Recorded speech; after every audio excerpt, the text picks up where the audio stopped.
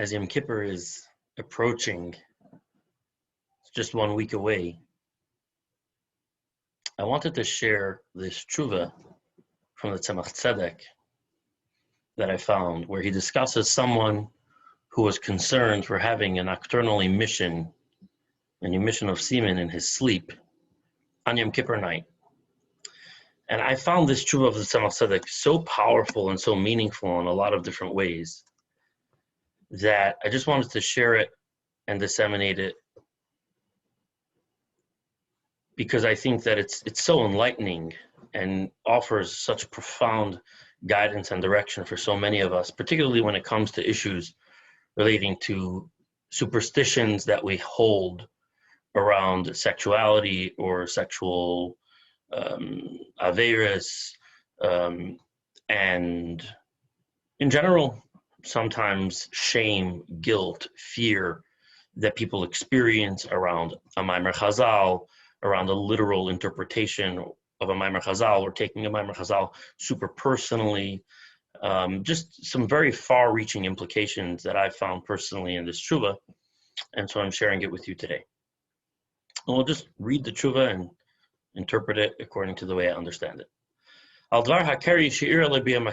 someone wrote to the Tzemach Tzedek, distressed, evidently, about the fact that he had a nocturnal emission on the night of Yom Kippur.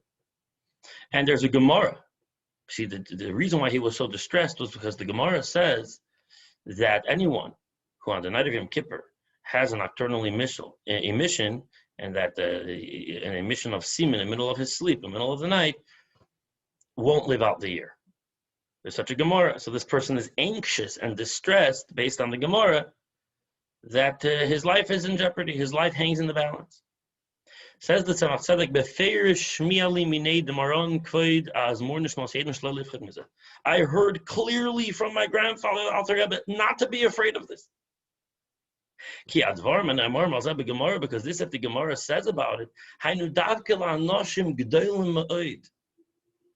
this is only for very great people.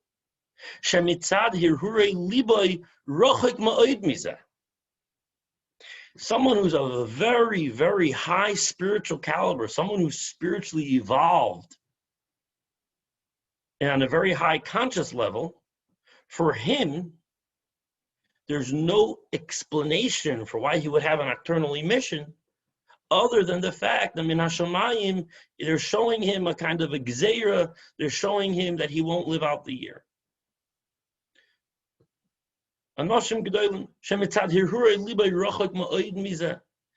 He is very far from a nocturnal emission, from a semen coming out from him in his sleep or as a result of his dreams, because he doesn't think at all about sexual lust. He doesn't engage in sexually lustful thinking during the day. So it must be that it's from Shamayim, it's from above, that it's a kind of a gzeira on him, so therefore he should be concerned about such a thing.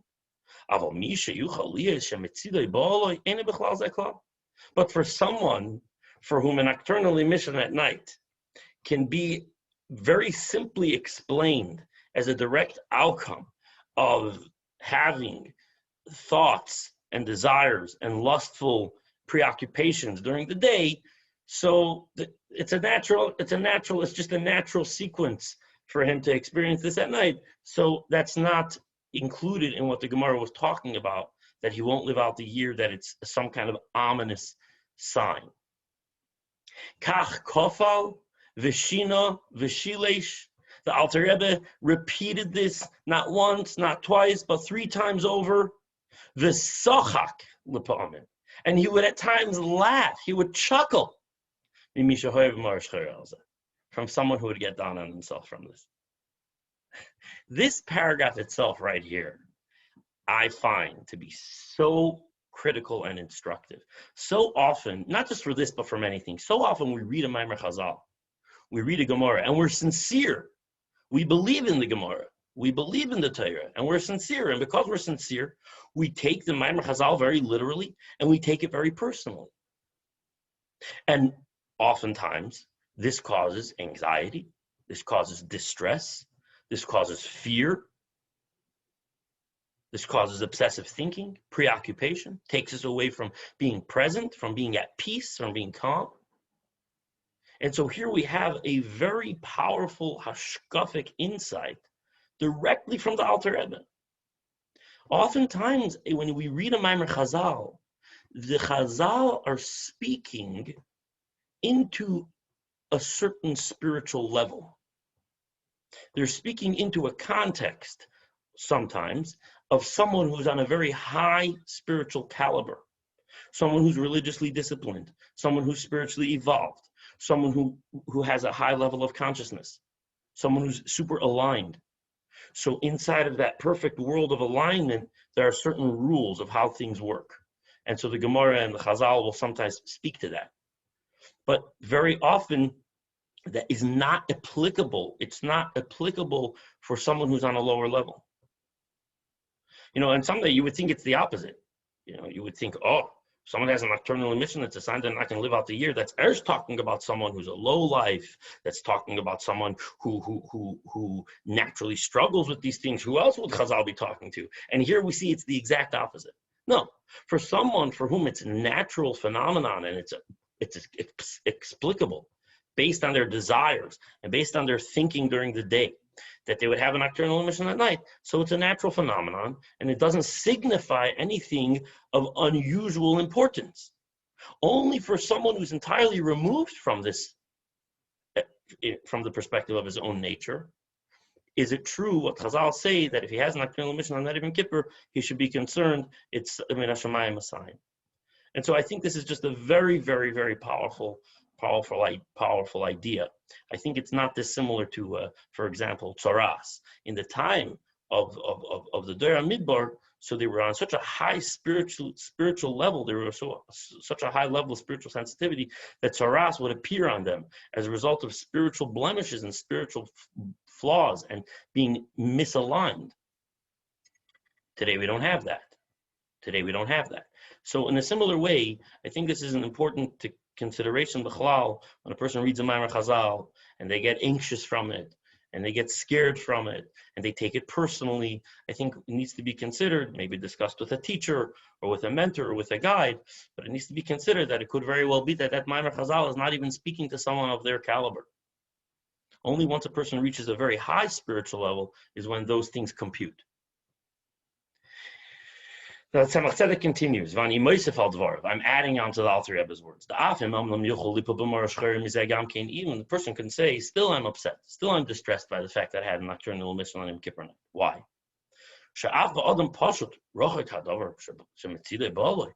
Even though it's true, I'm a low person, I'm a person that succumbs to sexual temptation, I'm someone who has lustful desires and engaged in lustful thoughts.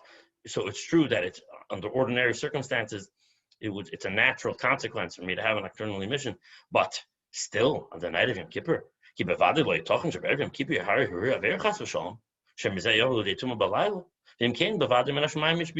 still, even though I'm a low person, but on Yom Kippur, I'm certainly not engaged in that kind of thinking. I'm so much more on Yom Kippur, who isn't in an elevated state, who isn't focused on the Yom Kippurim and on the holiness of the day. So a person could think, yeah, it's true. On any night of the year, it's explicable based on my nature. It's explicable based on my low spiritual status. But how do I explain it when it comes to the night of Yom Kippur? Which Jew is just being frivolous or callous or careless in their thinking? And in their consciousness on the day of Yom Kippur, it must be that it's still an ominous sign. It's still an ominous sign because it's not natural to come to someone on the night of Yom Kippur after a day of such concentration. Says it Tzemach Tzedek, no. This is not true. It is true that on Yom Kippur, most people are so much more conscious. The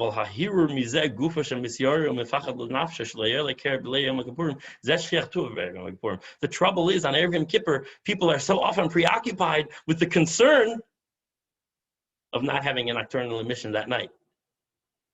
So it's true. Most people are not engaging in lustful thoughts on Yom Kippur because they're concentrating on the holiness of the day and preparing for Yom Kippur.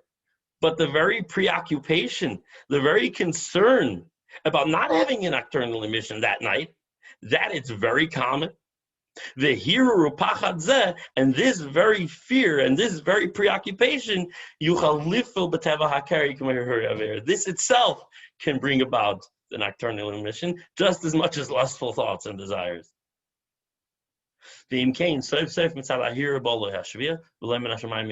Therefore, again, it comes as a natural consequence of the person's preoccupation and not as an ominous sign from heaven.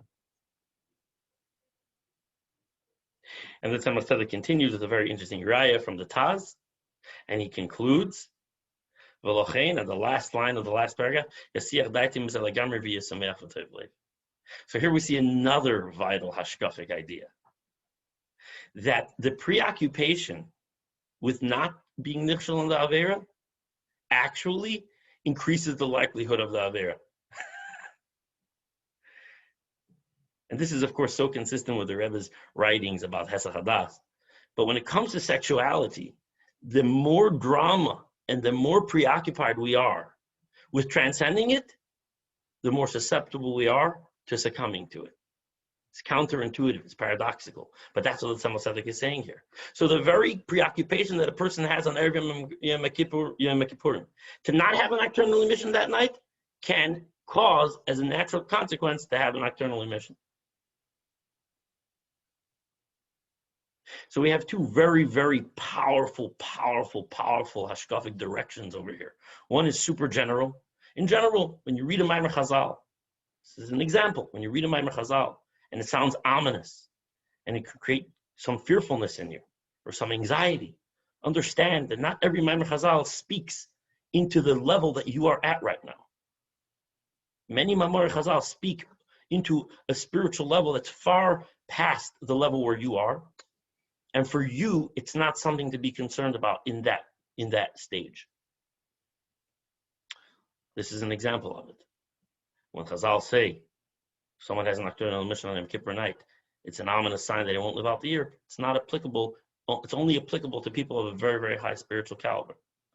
And the second thing over here that we see clearly, we see that any preoccupation around sexuality, not only sexual lust, sexual thoughts, sexual activity, even the thinking and the preoccupation about avoiding it or about transcending it makes a person susceptible to it.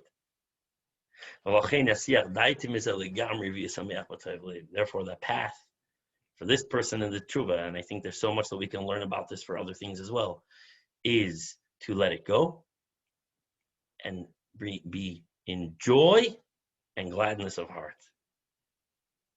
May we all be sameach v'tov lev going into this Yom Kippur, going into this new year.